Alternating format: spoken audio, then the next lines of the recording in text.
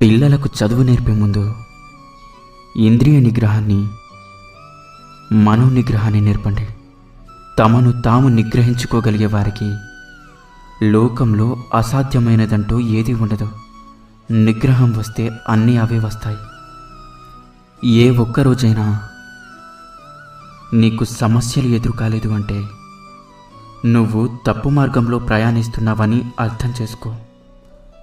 ఫలితంపై ఎంత శ్రద్ధ చూపిస్తారో దాన్ని పొందే ప్రయత్నంలో కూడా అంతే శ్రద్ధ వహించాలి.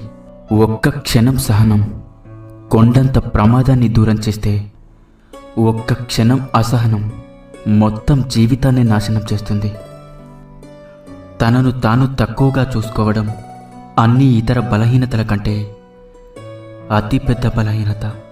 తనను తాను ద్వేషించుకోవడం మొదలుపెట్టిన వ్యక్తికి పతనం తప్పదు. ఏం